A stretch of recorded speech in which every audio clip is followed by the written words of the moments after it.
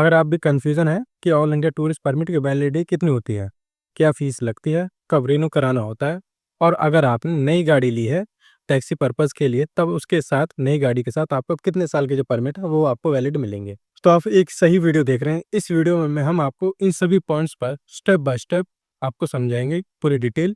ये complete video होने वाली है, तो आप इसे एंड तक ज़रूर देखिएगा ताकि आप किसी और से दोबारा पूछने की ज़रूरत ना पड़े। मेरा नाम है यूसुफ़ खान और आप देख रहे हैं डिजिटल डॉक्यूमेंट्स। तो वीडियो शुरू करते हैं। सबसे पहले हम बात करते हैं ऑल इंडिया परमिट की वैलिडिटी कितनी होती है। ऑल इंडिया टूरिस्ट परमिट यानी एआईटीपी परमिट की वैलिडिटी 1 साल की होती है। इस परमिट का रिन्यूअल आपके स्टेट परमिट यानी बेस परमिट के ऊपर डिपेंड करता है। जैसे कि अगर आपका स्टेट परमिट वैलिड है तो एआईटीपी भी वैलिड माना जाएगा।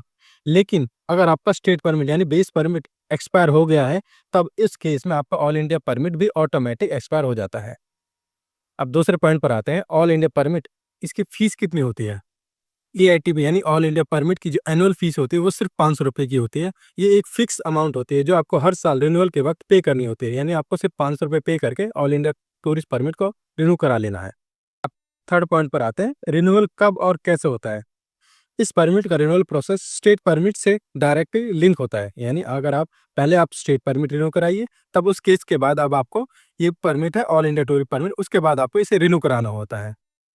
एक बात और ध्यान दिला देता हूँ, अगर आप चाहते हैं कि पहले आप all India tourist permit renew करा लें, फिर उसके बाद आप स्टेट परमिट रिन्यू करा लेंगे, ऐसा नहीं होता है। पहले आपको अपना स्टेट परमिट रिन्यू कराना होता है, फिर उसके बाद ही आपको अपना जो ऑल इंडिया टूरिस्ट परमिट है यानी एआईटीपी परमिट, वही तब उसी के बाद आप इसे रिन्यू करा पाएंगे।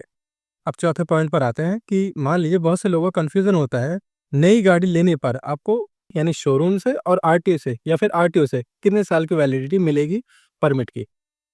तो इस कन्फ्यूजन को भी मैं दूर कर देता हूँ। अगर आपने नई गाड़ी टैक्सी खरीदी है, तब आपको उस केस में पहली बात तो समझ लीजिए आपको 2 परमिट मिलेंगे।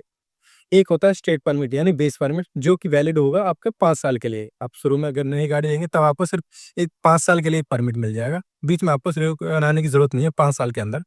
और दूसरा होता है स्टेट पर ऑल इंडिया टूरिस्ट परमिट यानी एआईटीपी परमिट, जो कि 1 साल के लिए वैलिड होता है सिर्फ। ये एआईटीपी आपको हर साल 500 रुपये में रिन्यू कराना होता है। जो आपका बेस परमिट है शुरू से आपको 5 साल के लिए मिलेगा, लेकिन आपको जो ऑल इंडिया परमिट है वो आपको सिर्फ 1 साल के लिए मिलेगा और इसे आप हर साल आपको 1-1 साल के लिए रिन्यू करा लेना होता है या फिर आप रिन्यू करा सकते हैं।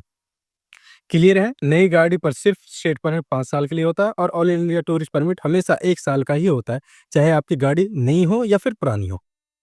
अब आपको ये कन्फ्यूज़न बिल्कुल नहीं होना चाहिए कि एआईटीपी यानी ऑल इंडिया टूरिस्ट परमिट की वैलिडिटी कितनी होती है, इसका रिन्यूअल प्रोसेस क्या है, नई गाड़ी के साथ आपको कौन-कौन से परमिट और कितने टाइम के लिए वैलिड मिलेंगे।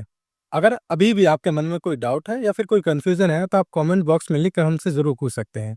वीडियो पसंद आई तो लाइक करना ना भूलें और इस चैनल को भी आप ज़रूर सब्सक्राइब कर लिए ताकि अब अगली इम्पोर्टेंट अपडेट्स आपको सबसे पहले मिल सके। धन्यवाद। जय हिंद।